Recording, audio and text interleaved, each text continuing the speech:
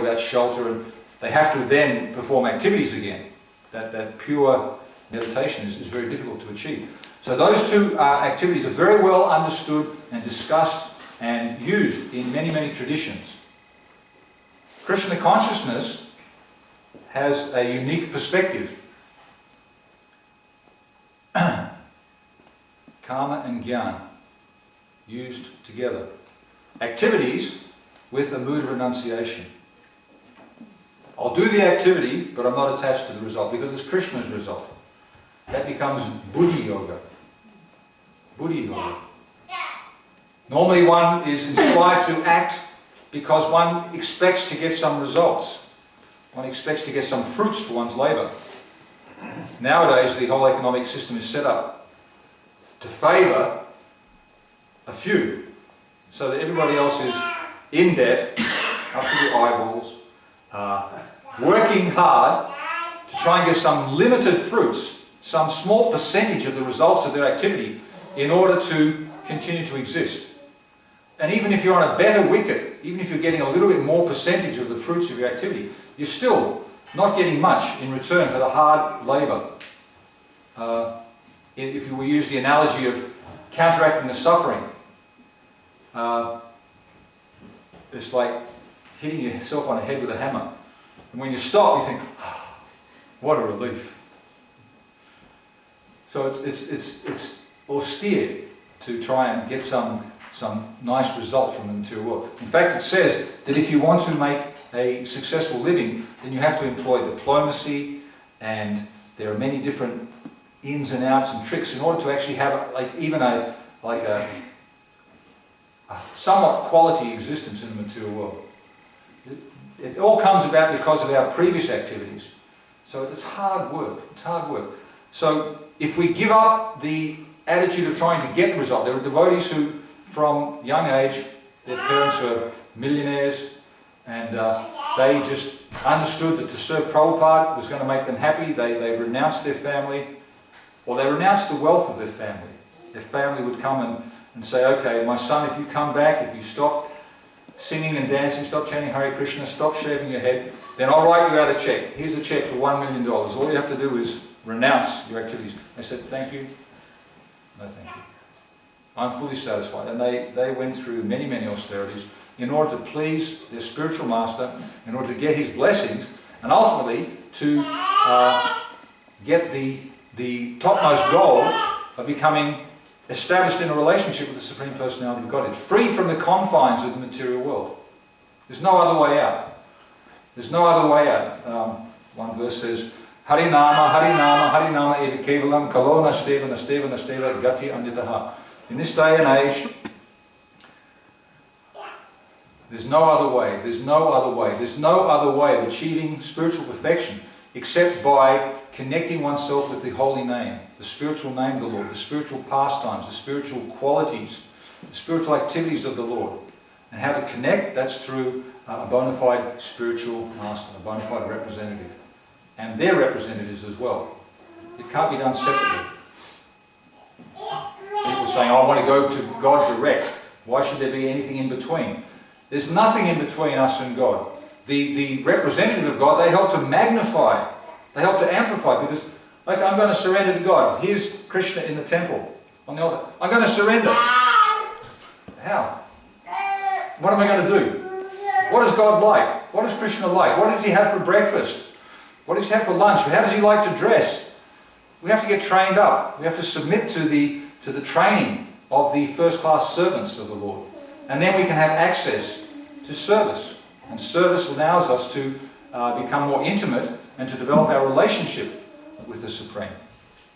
So this is something which is available for everybody, but those who choose these other paths, they've chosen to stop halfway. Yoga is described to be like a ladder. There's different rungs on the ladder.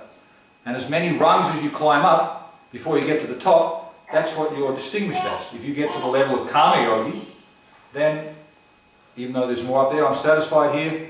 I know if I just sacrifice some of the fruits of my work, I feel satisfied. That's okay. Satisfied. But beyond satisfaction, there's more. If you get to a higher level, the Jnana Yogi, and then there's some bliss of being separated from the material energy and some connection with a higher spiritual reality. You stop there, that's okay. That's a bona fide path, but by the association of devotees, then one will be prodded. Go further, go further. Because those paths, the analogy is often given that the amount of happiness that is there from somebody who's received or achieved liberation from the material world is like a drop in the unlimited ocean of the nectar which is available for one who starts to engage in devotional service. It's like 1/1,000,000th of a part, just the relief from the material prodding. So that higher happiness, and in the association of devotees one can actually experience that. In Australia, some friends of the devotees came to the temple. They used to be surfers. And they met Srila Prabhupada. They came and visited the temple, and they noticed that many people who were previously very avid surfers, surfing is quite a thrill. You're up on the wave and you're going at high speed across the wave, and there's fresh air and salt, and it's quite exhilarating. So they were wondering, they came and saw Prabhupada, they saw the temple, and they thought, how have they given up that excitement? And they're staying here, living in the temple on the floor, rising early in the morning, meditating for 2 hours, and then doing service for 8 or 10 hours with no pay. Nothing, no recompense. Why have they given up that thrill for that? And they couldn't see. And then they went into the temple when the kirtan was going on. And they stayed in there for some time. And the devotees were very enthusiastic. They were running up and down and bouncing off the walls and spinning around, and the energy was vibrant. And they came out afterwards and saw Prabhupada, and they explained the story, what they were trying to. They said, we understand. That excitement which comes from glorifying Krishna in the association of other devotees is 1,000,000 times better than anything we've actually experienced in the material world. So Krishna consciousness is offering that. Krishna consciousness is offering that based on developing a relationship. As one surrenders unto me, everybody follows my path in all respects. I started off by saying that this is a misunderstanding which can be generated from this verse because of avoiding the first part. As they surrender unto me, I reward them accordingly. So what you desire, is there a saying like that? You get what you deserve? What you desire determines what you achieve. If you're happy, if you're satisfied with just freedom from the pangs of the material world, then that's okay. You can continue working and you'll be like that. If you're more interested in just a little bit of an intellectual or philosophical understanding, and that gives you some taste, some little satisfaction, I can read, I can quote, I can tell you all these wonderful things, but still I have to go home, I have to face my family. And some of the big jnanis, they say that we're all just a bunch of chemicals. It's not the body, it's just a bunch of chemicals. But why do they get upset when they hear that their other bunch of chemicals, their family, have been in an accident? It's all just a bunch of chemicals, it's all just going to merge back in. It's not real. It doesn't sustain you. Krishna consciousness, I understand that one is a spirit soul of the same quality as the Supreme, but minute in quantity. The example is given of a gold ring is gold, and a gold mine is like a huge reservoir of gold. They're the same quality, but you can't treat the two the same. They have different purposes, different functions, different degrees of potency. So we are that same quality, but in a minute quantity. Infinitesimal. God is supreme, infinite, unlimited, ever existing, eternal. Shushukam, the reservoir of all pleasure. And we get a little bit of excitement. We think, okay, I'm pretty good. But in order to be properly situated, because the real happiness means it has to be eternal. It has to remain, it has to be everlasting. Anantam. Everlasting. That's actually our birthright. That's our claim. So in order to actually be properly spiritually situated, then taking shelter of the process of devotional service enables us to discriminate, to see the difference between the different paths. All of the paths are Krishna's, but they have different degrees, different levels of access, different goals. Brahma Jyoti, Paramatma and Bhagavan, they're non-different, but they're different aspects of the Supreme.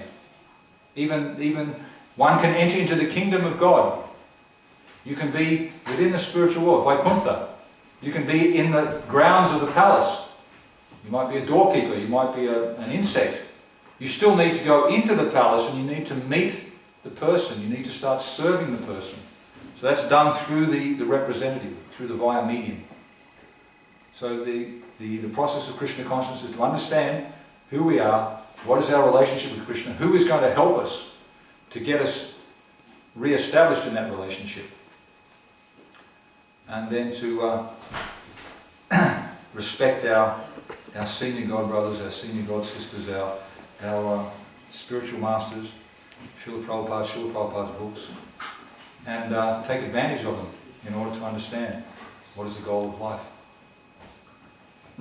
So everybody's on the path, they're just different degrees. Some are going towards, they've turned around, some are going the opposite direction, but it's all Krishna's path. It just doesn't take much to reawaken, it just has to be some sincere inquiry.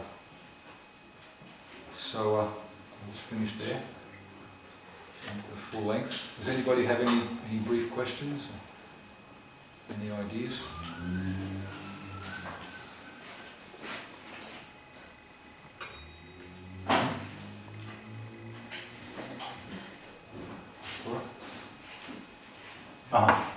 Prabhu?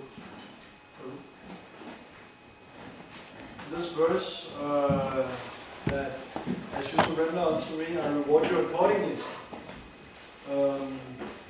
Is this like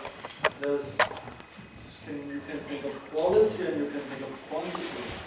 Because like if a rich man he surrenders like a lot of material facilities, say, hey, I've given charity.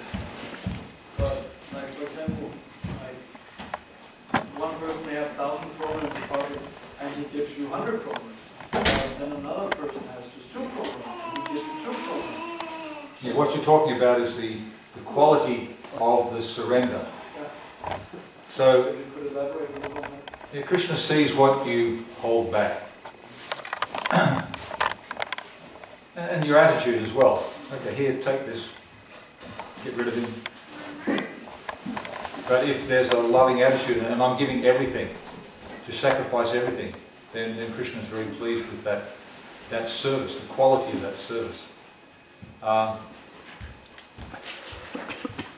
So to find out the ways and means to generate something of value.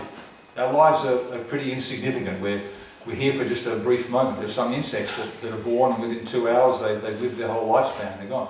We're a little bit better. We have some developed intelligence. So if we can develop that intelligence, Bharata Bhumite, Holya Manusya Janma, the Chaitanya Charitamrita says that for those who are born in the land of Bharatvash, who have already been exposed to this culture, who have access to this culture, then they should perfect their lives by studying the Bhagavad Gita under the proper guidance and then help their fellow citizens of the planet to give them proper knowledge, proper access to the truth. So everybody has that birthright. We're all Manusya. Question. If an impersonalist, he can stay satisfied for millions of years, he finally has to fall down, but he can remain satisfied for millions of years. How such a soul can be inspired to understand that Krishna consciousness is a complete spiritual path. Sarvabhauma Bhattacharya, he was considered the topmost impersonalist at the time of Lord Chaitanya. He got the association of Lord Chaitanya, and he wanted to uplift him, so he spoke Vedanta Sutra non-stop for 7 days. And Lord Chaitanya sat there very patiently, and then at the end he said, "So you understand? Is it all clear?" And Lord Chaitanya said, "I understand Vedanta Sutra, but what you've told me is just clouding, confusing the whole issue. I don't understand what you're saying." So then Sarvabhauma Bhattacharya, he got a little bit miffed, a little bit disturbed. He went home, and that night he had a dream. And in a dream, Saraswati, goddess of fortune, goddess of learning, told him that this is the Supreme Personality of Godhead that you're dealing with. He got the mercy of devotees, he got the mercy of Lord Chaitanya. He was able to, because he was a great scholar. But then the next day he saw Lord Chaitanya, he hadn't even bathed. The next day or the day after, Lord Chaitanya came knocking to visit him. He said, "The only reason I'm staying here is to deliver you to Sarvabhauma." So he came with some Mahaprasadam.